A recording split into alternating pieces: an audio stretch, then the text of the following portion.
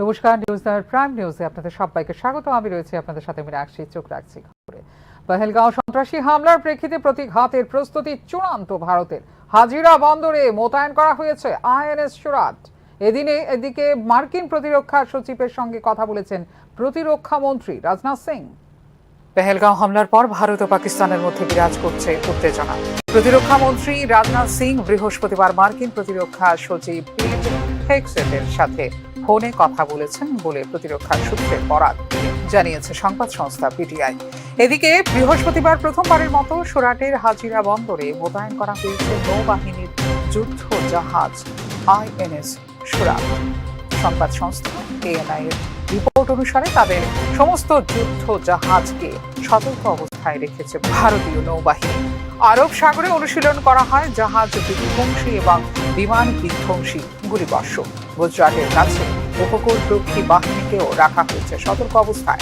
অন্যদিকে পাকিস্তান আবারও আন্তর্জাতিক সীমান্তের পোস্টগুলি থেকে তাদের পতাকা উত্তোলন করেছে।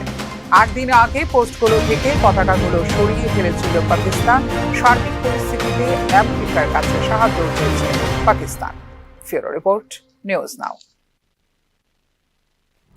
দেশের মোট 512 জন মহিলা সাংসদ এবং বিধায়কের মধ্যে 143 জনের বিরুদ্ধে রয়েছে ফৌজদারি মামলা। এর মধ্যে 78 জন অর্থাৎ 15% বিরুদ্ধে রয়েছে খুনের মামলা। সর্বশেষ রিপোর্টে প্রকাশ করেছে অ্যাসোসিয়েশন অফ ডেমোক্রেটিক রিফর্মস বা এডিআর। দেশের মোট 512 জন মহিলা সাংসদ এবং বিধায়কের মধ্যে 28% অর্থাৎ 143 জনের বিরুদ্ধে ফৌজদারি মামলা রয়েছে। এর মধ্যে 78 জন অর্থাৎ 15% খুন এবং অপহরণের মতো গুরুতর অভিযোগে অভিযুক্ত বলে মহিলা সাংসদ এবং বিধায়কদের উপর একটি প্রতিবেদনে প্রকাশ করেছে নির্বাচনী সংস্কার নিয়ে কাজ করা অ্যাসোসিয়েশন অব ডেমোক্রেটিক রিফর্মস বা এডিআর।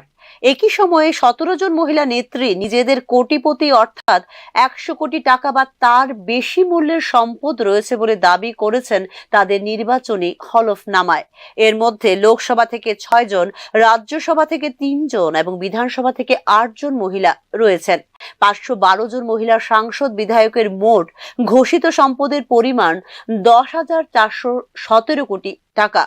গড়ে প্রত্যেকের সম্পদের পরিমাণ 20.34 কোটি টাকা।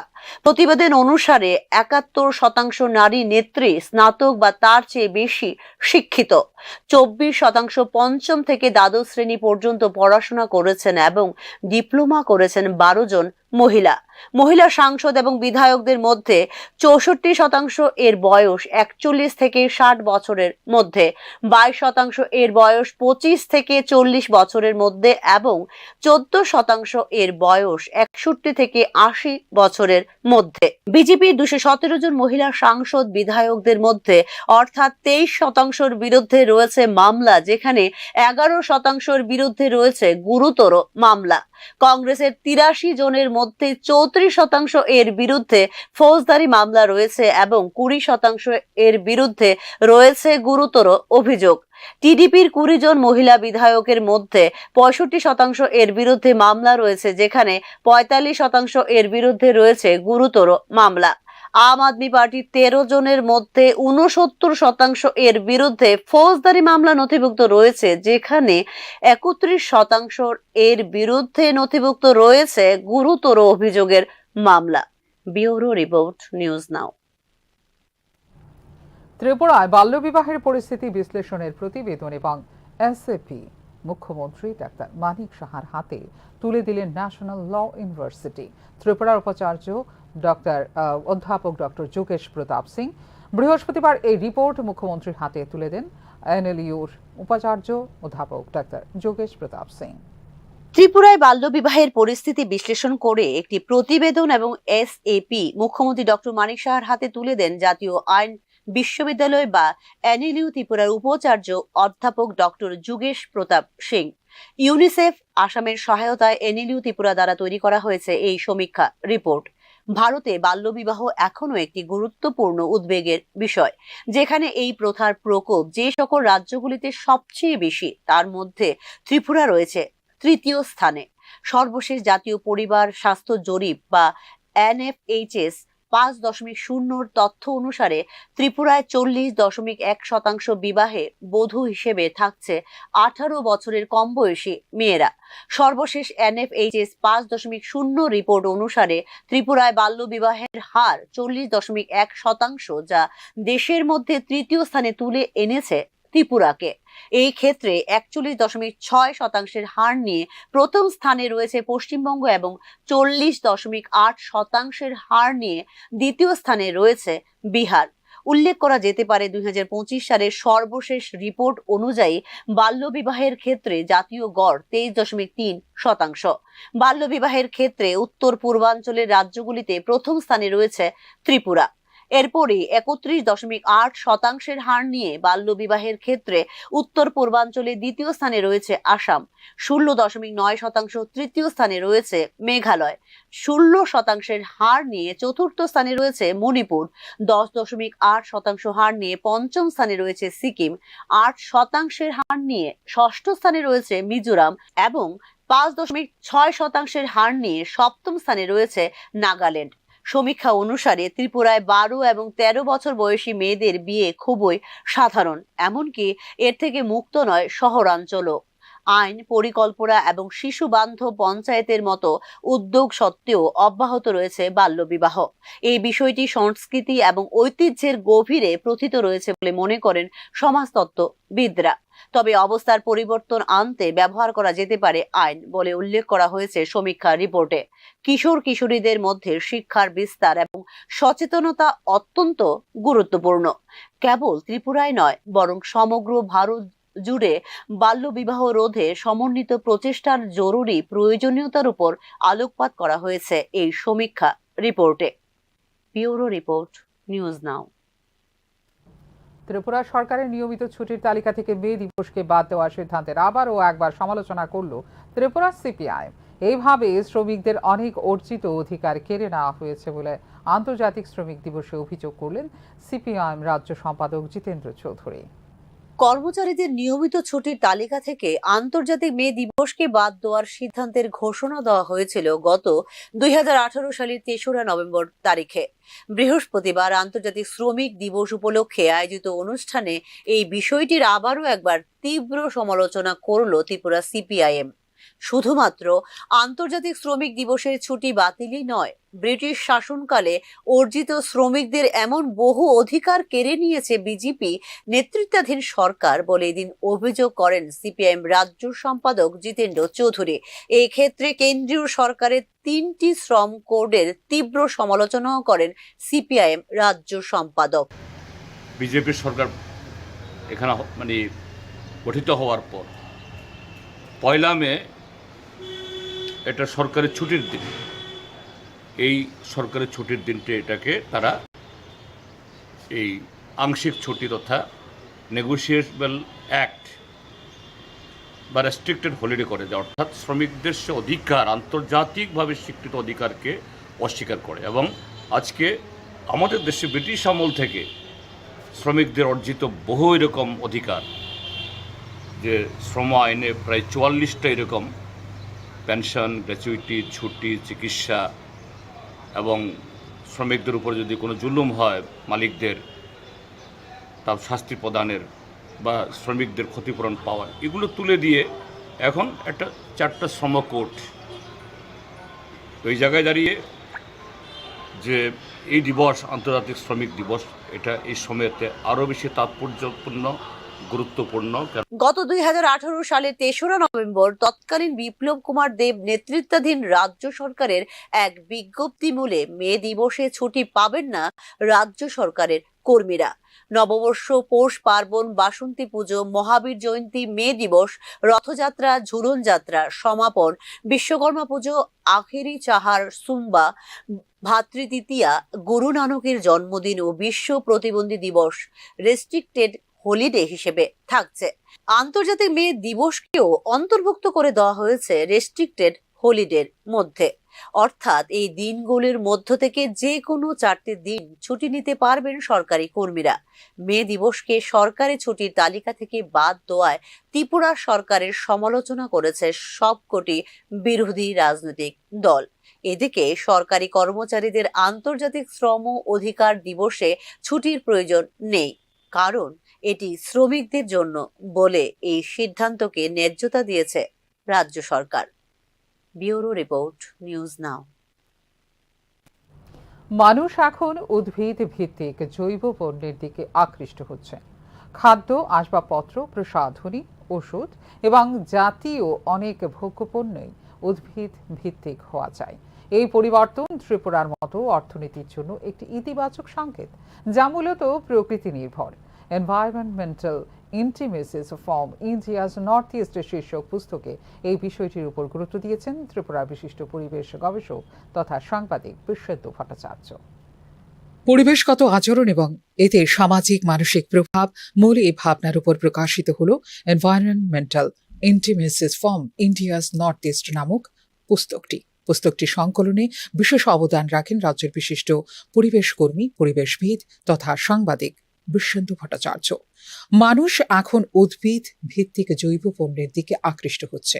খাদ্য, আসবাবপত্র, প্রসাধনী, ওষুধ এবং এই জাতীয় অনেক ভোগ্যপণ্যই উদ্ভিদ ভিত্তিক হওয়া যায়। এই পরিবর্তন ত্রিপুরার মতো অর্থনীতির জন্য একটি ইতিবাচক সংকেত, যা মূলত প্রকৃতি নির্ভর বলে পুস্তকে নিজের লেখায় উল্লেখ করেন বিশ্বেন্দু ভট্টাচার্য। যদি গ্রাফটি টেকসই পণ্যের দিকে বাঁকতে থাকে, তবে এটি প্রকৃতপক্ষে ত্রিপুরার অর্থনীতির জন্য একটি গেম চেঞ্জার হিসেবে কাজ করবে বলে তাঁর গুরুত্বপূর্ণ লেখনীতে উল্লেখ করেন বিশ্বেন্দু ভট্টাচার্য। ত্রিপুরায় দেখা প্রকৃতি ভিত্তিক অর্থনীতি ইঙ্গিত দেয় যে মানুষ এবং পরিবেশ পরস্পর নির্ভরশীল।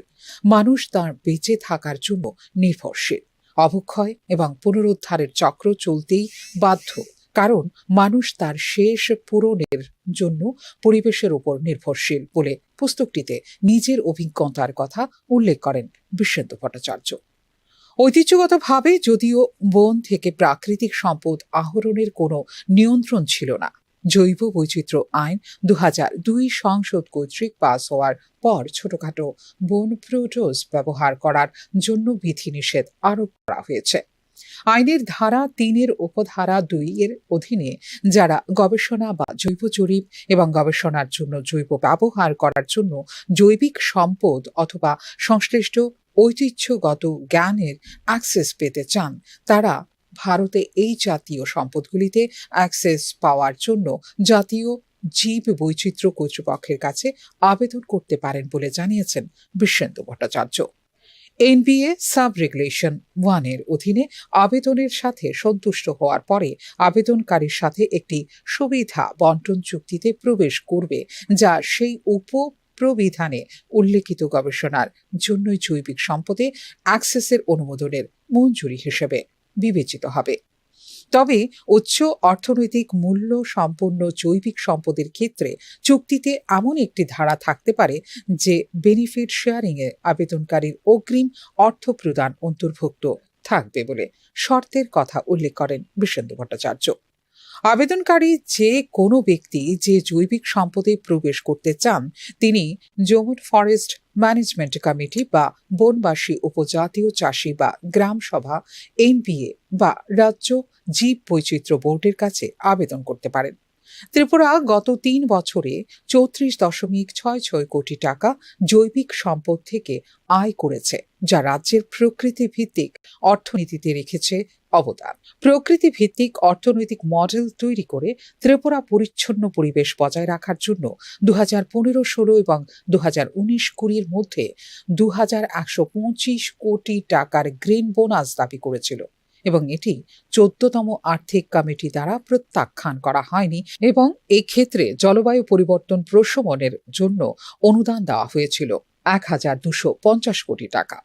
তারপরে বৈশ্বিক সম্প্রদায়ের প্রতি ভারতের প্রতিশ্রুতি অনুযায়ী কার্বন স্টক বাড়ানোর লক্ষ্যে এবং স্বল্প মেয়াদী বনভিত্তিক জীবিকা বৃদ্ধির লক্ষ্যে ত্রিপুরা টেকসই ক্যাচমেন্ট বন ব্যবস্থাপনার জন্য নিয়ে আসে জাইকার 2য় পর্যায়ের প্রকল্পটি এমন উপাদানগুলির সাথে ডিজাইন করা হয়েছিল যা শুধুমাত্র সবুজ আচ্ছাদন এবং বাস্তু সংস্থানের উন্নতি করবে না, উপরন্তু এই প্রকল্পের অধীনে 2029 2030 সাল পর্যন্ত ত্রিপুরা 7টি জেলা জুড়ে বসবাসকারী প্রায় 2 লক্ষ পরিবারের জন্য বনায়ন ভিত্তিক সরাসরি আয় তৈরির কার্যক্রমে করবে সহায়তা বলে environmental intimacies from India's north east নামক পুস্তকটিতে উল্লেখ করেছেন বিশেন্দু ভট্টাচার্য। বনের গুণমান উন্নত করার জন্য এই টেকসই বন ব্যবস্থাপনা, মাটি এবং আর্দ্রতা সংরক্ষণের মাধ্যমে সমস্ত 11টি প্রধান নদী ধারাকে লক্ষ্য করে এই প্রকল্প। রাজ্য সরকার আগর চাষের মাধ্যমে 2025 সালের মধ্যে 2000 কোটি টাকার অর্থনীতি তৈরি করার লক্ষ্যে একটি মেগা মডেল নিয়ে এসেছে বলেও পুস্তকে উল্লেখ করেন বিশেন্দু ভট্টাচার্য। পরিশেষে প্রকৃতি সংরক্ষণ মানসিক এবং শারীরিক স্বাস্থ্যকে ইতিবাচক উপায়ে উপকৃত করে বলে উপসংহারের উল্লেখ করেন রাজ্যের বিশিষ্ট পরিবেশ কর্মী Bishendu Bhattacharya. Bureau report, news now. Gujarat এবং মহারাষ্ট্রের প্রতিষ্ঠা দিবসে তাদের জনগণকে শুভেচ্ছা জানিয়েছেন ত্রিপুরা রাজ্যপাল ইন্দ্রসেনা রেড্ডি নাল্লু। এদিন ত্রিপুরা রাজভবনে উদযাপিত হয় গুজরাট মহারাষ্ট্র দিবস। গুজরাট এবং মহারাষ্ট্রের জনগণের কর্মভূমিতে অবদানের জন্য তাদের প্রশংসা করে ত্রিপুরার জনগণের পক্ষ থেকে শুভকামনাও জানান রাজ্যপাল ইন্দ্রসেনা রেড্ডি নাল্লু। এক ভারত শ্রেষ্ঠ ভারতের চেতনায় আয়োজন করা হয়েছিল এই অনুষ্ঠানটি। আগামী দিনে উভয় রাজ্যের সাথে সকল ত্রিপুরাবাসীর আরও দৃঢ় সম্পর্ক গড়ে উঠবে বলে প্রত্যাশা ব্যক্ত করেছেন রাজ্যপাল ইন্দ্রসেনা রেড্ডি নাল্লু।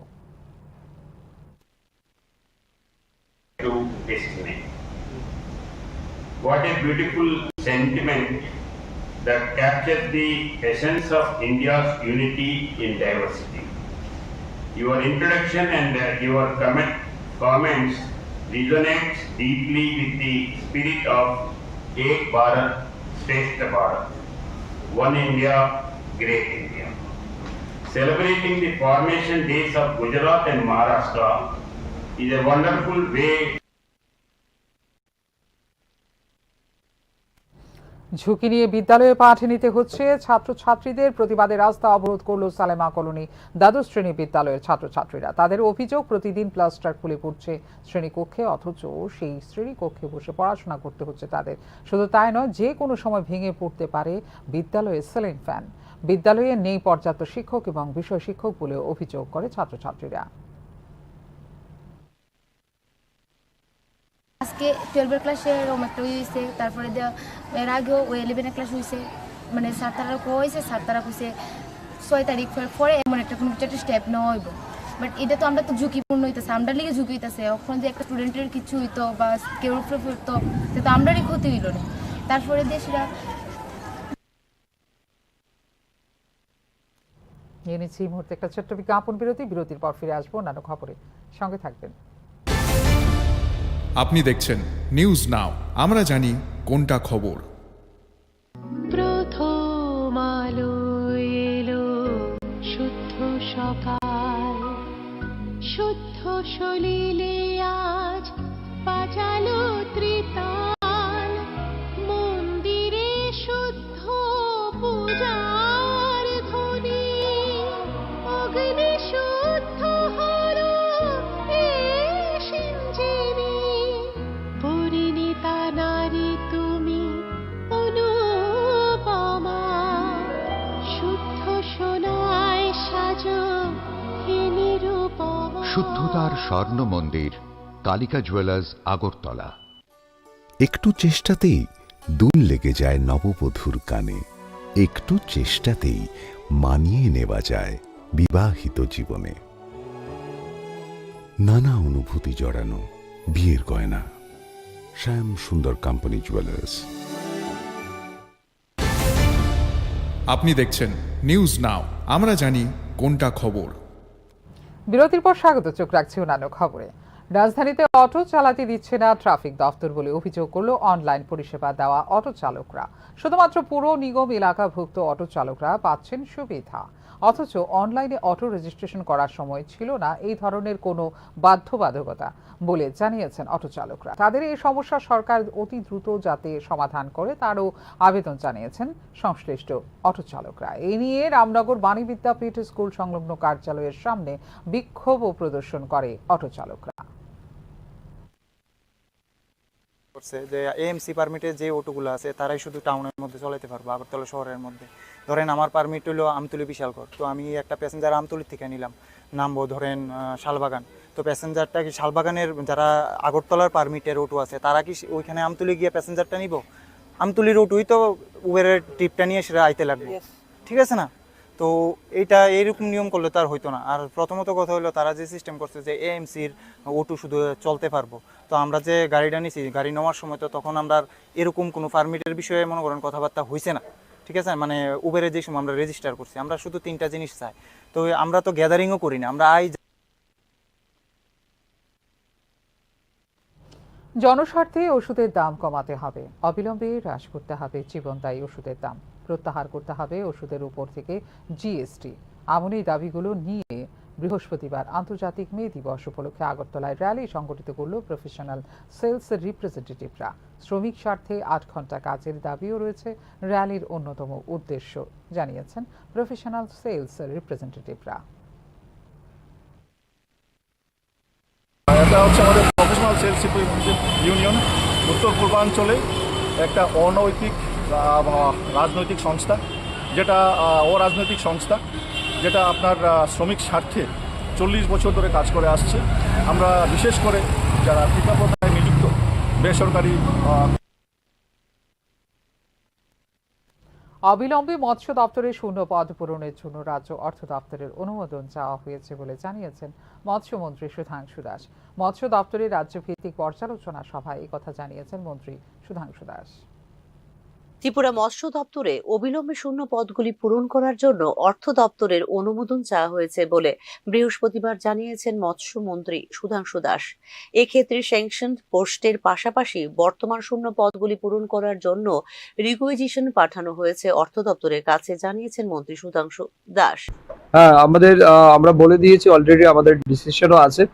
আমাদের যতগুলি স্যাংশন পোস্ট আছে এবং স্যাংশন পোস্টের সাথে আমাদের প্রেজেন্ট পোস্ট কি আছে এবং ব্যাকএন্ড কত আছে, ব্যাকএন্ড পোস্টগুলির জন্য আমরা ফিনান্স ডিপার্টমেন্টকে এর আগেও আমরা চিঠি দিয়েছি। আরও যে পোস্টগুলি রয়েছে আমরা বলেছি ইমিডিয়েটলি যাতে আমরা ফিনান্স ডিপার্টমেন্ট বা জিএপিএনটিকে আমরা রিকুয়েশন পাঠাই, যাতে করে আমাদের দপ্তরের যে শূন্য পদগুলি আছে এগুলি যাতে ইমিডিয়েটলি আমরা ফিল আপ করতে পারি। রাজ্যে বর্তমানে 30 থেকে 31 হাজার মেট্রিক টন মাছ উৎপাদনে ঘাটতি রয়েছে। মাছ উৎপাদনে স্বয়ং সম্পূর্ণতা অর্জন করার লক্ষ্যে অব্যবহৃত জলাশয়গুলিকে পুনর্জীবিত করার পরিকল্পনা নেওয়া হয়েছে বলে বৃহস্পতিবার মৎস্য দপ্তরের রাজ্যভিত্তিক পর্যালোচনা সভায় জানিয়েছেন মন্ত্রী সুধাংশু দাস। আমরা দেখছি ফিশারি ডিপার্টমেন্টের তথ্য অনুযায়ী প্রায় 30 থেকে 31 হাজার মেট্রিক টন মাছের ঘাটতি আমাদের রয়েছে। বিশেষ করে সেই মাছ আমরা ওয়েস্ট বেঙ্গল, অন্ধ্রপ্রদেশ, কখনো কখনো বাংলাদেশ, এই সমস্ত জায়গা থেকে সেই ঘাটতিটা ফিল আপ হয়।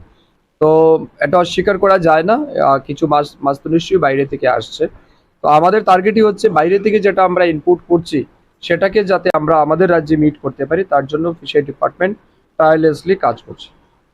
বাজারকে নিয়ন্ত্রণ করার মতো মৎস্য কর্মকর্তা টিএফএফএস গ্রেড এল গ্রুপ বি গেজেটেডের মোট 53টি পদে নিয়োগের জন্য উদ্যোগ নিয়েছে রাজ্য সরকার।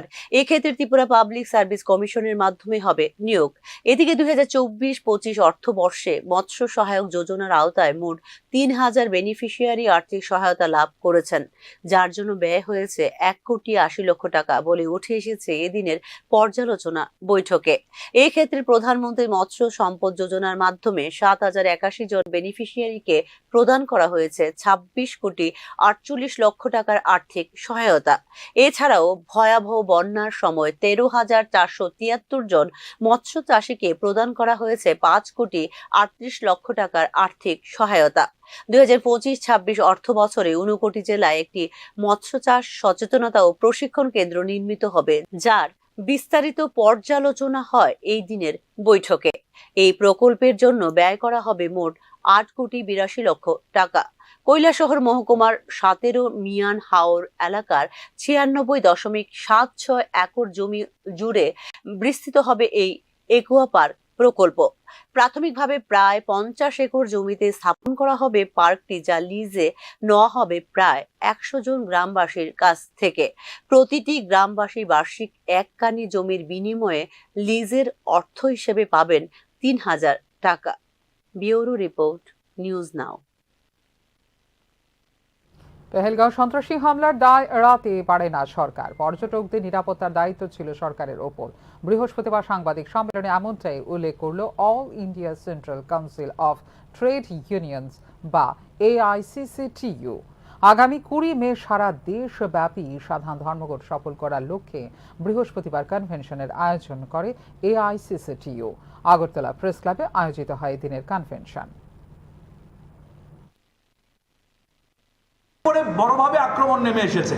আজকে পেহেলগামের যে হত্যা, এই হত্যায় আমরা এই কনভেনশন থেকে আমরা নিন্দা জানাবো।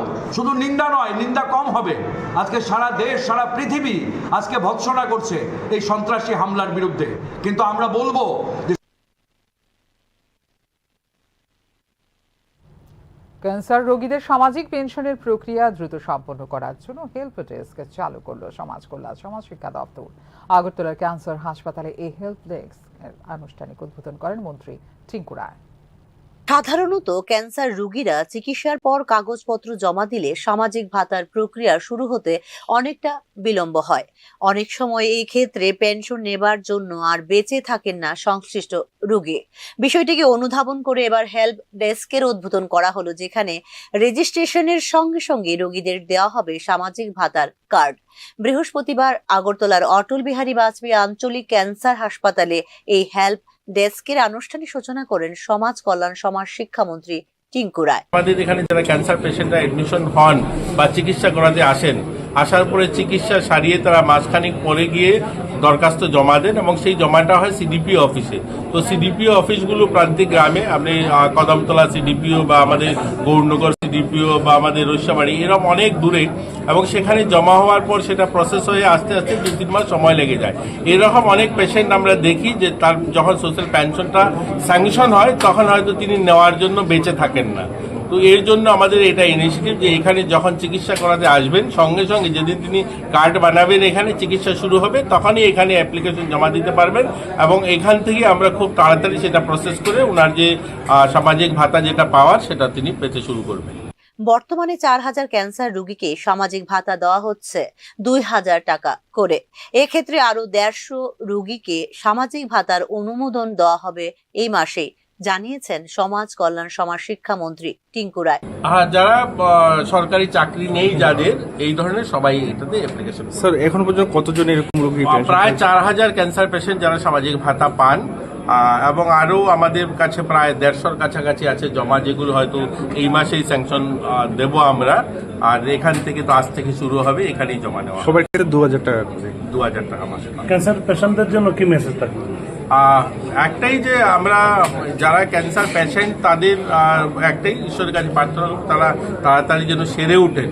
কিন্তু যাদের ক্যান্সার নেই আমাদের রাজ্যে, যারা সাধারণ নাগরিক, তাদের কাছে আপিল থাকবে সকলেই যেন তাম্বাকু, গুটখা এগুলো যেন কম নেই, নেশা দ্রব্য থেকে যেন আমরা বিরত থাকি, তবেই আমরা একটা সুন্দর সুস্থ সকলে বাঁচার হয়তো পাবো। যেভাবে এখন ক্যান্সার বাড়ছে, এর জন্য আমাদের সতর্ক থাকা খুব জরুরি। ত্রিপুরায় দিন দিনই বাড়ছে ক্যান্সার আক্রান্ত রোগীর সংখ্যা। এই ক্ষেত্রে প্রতি বছর নতুন প্রায় 2500 ক্যান্সার আক্রান্ত রোগী শনাক্ত হচ্ছে রাজ্যে। বার্ষিক প্রায় 10,000 ক্যান্সার আক্রান্ত রোগী গ্রহণ করছেন চিকিৎসা পরিষেবা। রাজ্যে মৃত্যুর শীর্ষ 5টি প্রধান কারণের মধ্যে একটি হলো ক্যান্সার। আগরতলার আঞ্চলিক ক্যান্সার কেন্দ্রে জনসংখ্যা ভিত্তিক ক্যান্সার রেজিস্ট্রি বা PBCR এর মাধ্যমে সংগ্রহ করা হয় ক্যান্সারের তথ্য। সর্বশেষ একটি সমীক্ষা অনুসারে ত্রিপুরায় পুরুষদের ক্ষেত্রে ক্যান্সারের মধ্যে রিপোর্ট করা মেলিগন্যান্ট কেস মহিলাদের তুলনায় অনেক বেশি। ত্রিপুরায় ফুসফুসের ক্যান্সার পুরুষদের মধ্যে একটি প্রচলিত ক্যান্সার এবং জরায়ু ও স্তন ক্যান্সার মহিলাদের মধ্যে প্রচলিত বলে উঠে এসেছে সর্বশেষ সমীক্ষায়। ব্যুরো রিপোর্ট, নিউজ নাও। এখনকার মতো এই মুহূর্তের সংবাদ এই পর্যন্ত। অন্যান্য আপডেটস দেখার জন্য অবশ্যই নজর রাখতে হবে নিউজ নাওর পর্দায়। নমস্কার, শুভরাত্রি।